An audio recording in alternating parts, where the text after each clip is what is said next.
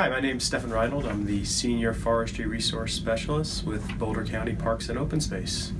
The Betasso Hazard Fuels Reduction Project is actually two separate projects that were combined to help decrease costs through economy of scale. Betasso 1 and 2 together total 199 acres and is partially funded through FEMA pre-disaster mitigation and hazard mitigation grant programs, as well as a Colorado Forest Restoration grant from the Colorado State Forest Service. The Betasso Preserve Management Plan includes recommendations for thinning of the forest to reduce risk from catastrophic fires. Hazardous fuels reduction is also recommended by the surrounding Sugarloaf, 4 Mile Canyon, and Boulder community wildfire protection plans as part of a community-wide effort to reduce risk from wildfire and protect critical infrastructure. Hazardous fuels reduction projects decrease possible fire intensity during a wildfire and increase safe access for firefighters. These treatments can also be utilized by firefighters as an anchor point for fire suppression. The project will reduce density of the ponderosa pine forest, will create a mosaic of forest cover and open spaces, utilize a wide variety of stand densities, and reduce hazardous fuels enough to allow protection of significant resources, including the City of Boulder's water treatment plant and its associated infrastructure. This project is whole tree removal utilizing helicopters to aerial yard material to a landing area where it is processed into biomass for transport. Helicopter yarding was utilized to avoid adverse slopes and erodible soils. This allowed a large area to be treated with minimal surface impacts. Helicopter aerial yarding will remove material greater than 6 inches in size. The remainder, stuff 6 inches or less, will be lopped and scattered. Approximately 70 semi-loads of chips, which is roughly 1,750 tons, will go to the open space transportation complex and the jail biomass heating facilities. The remaining 100 loads is the responsibility of the contractor. The total cost of the project was $1.3 million. 963,000 came from FEMA, 100,000 came from the state, and the remainder came from Parks and Open Space.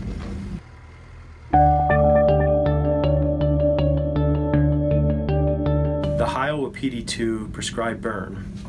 The prescribed fire work is being completed as part of the overall restoration of ponderosa pine in the lower montane.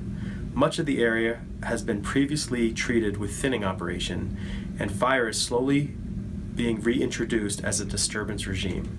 The ponderosa pine forests in the lower montane were fire-adapted communities that experienced frequent, low-intensity wildfires. The return interval for fire was between 8 and 15 years.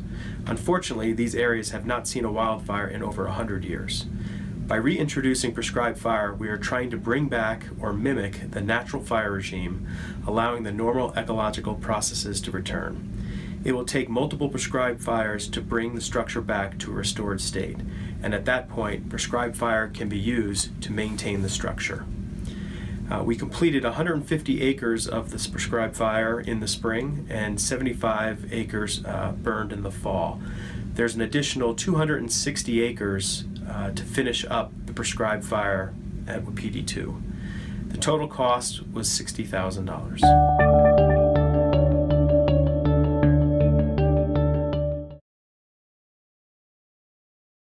Of the gems of Boulder County's history. I had been stalking this building like Ann Denny for many, many years, driving up and down Left-Hand Canyon going, oh man, who owns that? And all of a sudden, out of the blue in 2012, the real estate agent, he goes, yeah, we bought that. And I'm like, what? It's like, you gotta be kidding me. Don and I ran out here immediately, got inside. We're like two kids in a candy store, not believing what the county had purchased with the Heil Valley Ranch 2 acquisition in November 2012. So just a little bit about Heil Valley Ranch. Heil Valley Ranch is about almost a 5,000 acre open space property. It was bought in 2 chunks really from the original 4,000 and change property further up that way that's open to the public. It was purchased in a series of acquisitions from like 1993 to 1996. Very complicated, convoluted purchase that I won't go into. And then the Heil family, that's Heil Valley Ranch, held on to the last 210 acres until 2012. They still wanted the ranch, they still lived in the house. And then finally in 2012, they worked a deal with Boulder County to purchase the last 210 acres, which this sits on. This is the southern part. And so now the county owns all of Heil Valley Ranch and more satellite properties they picked up since that time, little properties that are on the periphery or the perimeter of Heil Valley Ranch. And I'm not going to go into the history of the school, but needless to say, I did bring the book, and we have the book author. Many of you know Ann Denny, who literally wrote the book, Back to Basics. This is all about Boulder County's frontier schools from 1860 to 1960. And of course, this school is listed in the book as well. But that's just the beginning of the story. We found out so much more about this building during the restoration, and this is a restoration project. As you will see in some of the photos that when the Heils came to town and bought the property, they adaptively reused this building for a residential building and put the addition on the front and on the back. So when the county acquired it in 2012, we knew right away this would be a restoration project to take it back to its period of significance from 1880 to about 1948. So basically that meant we would be removing those 1950s additions and restoring it as a school and to interpret it as a school.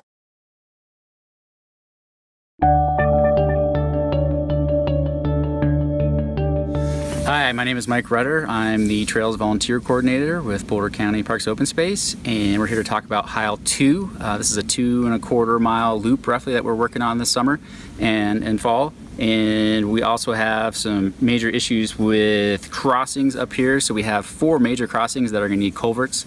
The flood of 2013 kind of eliminated or just scoured out a lot of these ditches and made them a lot deeper than what they used to be. So what could have been an at-grade crossing has now become something that we'll actually have to bridge through the use of a culvert. We've had roughly 40 volunteer events this year, 30 volunteer events this year, and roughly 500 people tasked with getting this project done. So we're hoping to have all the tread work done here, but we have a lot of challenges with terrain and with water, and then also with these culvert crossings. So we still have quite a bit of work to do. Okay, my name's Chris Trujillo with the Boulder County Trails crew. I'm the lead on the construction process of this project. And you can see in the backdrop that this is a small section of a 5-mile loop, a new addition to the Lagerman reservoir trail system.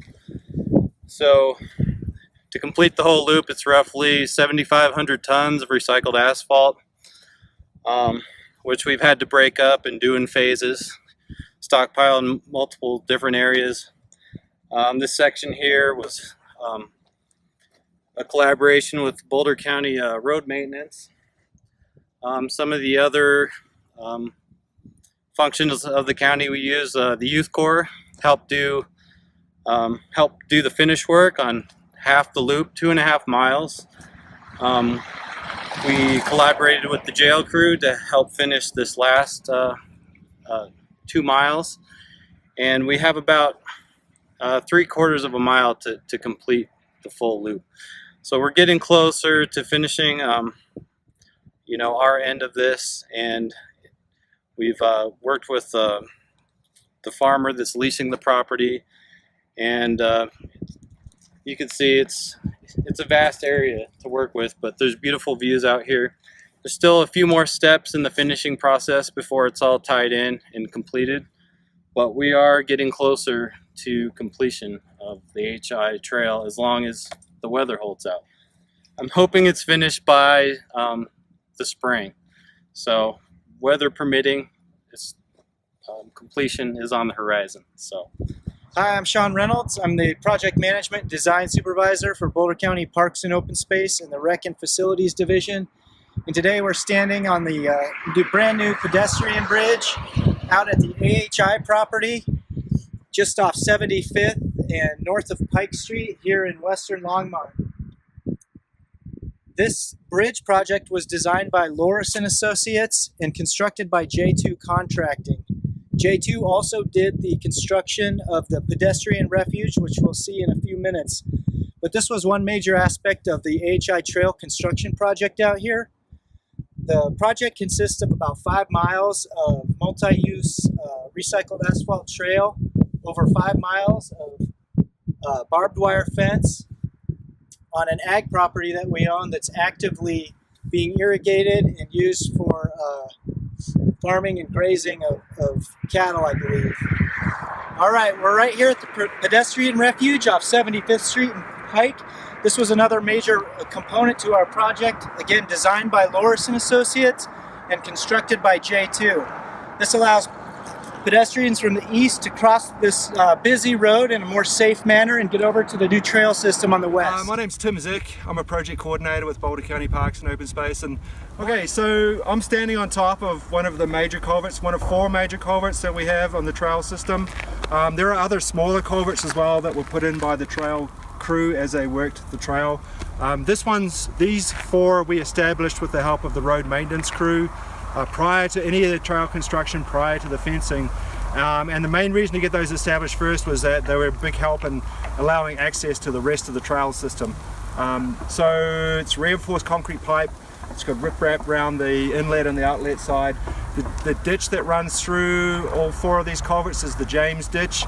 And one of the problems that we had to deal with was make sure that we get the culverts in before the ditch water started running earlier in the summer, which we just managed to do. In fact, we got the reinforced concrete pipe in, and then the next week the water started flowing, which was great, and meant that we could still put the riprap in without impeding the flow at all. So it's great having this new bypass of the spillway at Lagerman Reservoir, because the old concrete structure is still steep and slippery and dangerous for everybody, especially for equestrians. And now we have this lovely bypass, and Matco is pleased to have been able to make a contribution toward it from the sale of our trail map of Boulder County, and the Boulder County Horse Association also appreciates the good work. Thanks, Boulder County Parks and Open Space. My name is Jim Michael. I'm the project coordinator for Ag Resource Division, and we've working and completing 4 sprinkler projects, irrigation projects that we're completing this year, and the biggest one is our Campbell Quicksilver project, which is it's a weird shaped property. It's very long and very narrow. It's 1 mile long and less than 1/4 mile wide. So center pivot wouldn't fit on this well, so we're installing a lateral move sprinkler system.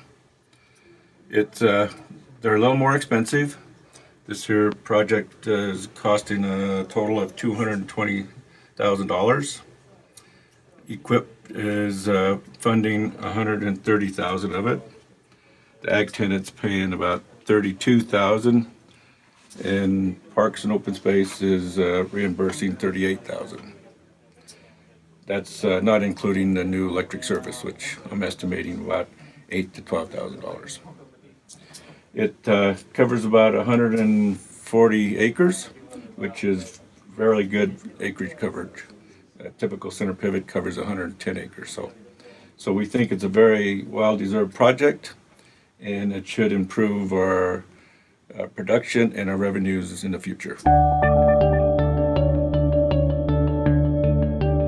Hi, I'm Ernst Strenga, Interim Resource Planning Manager for Boulder County Parks and Open Space.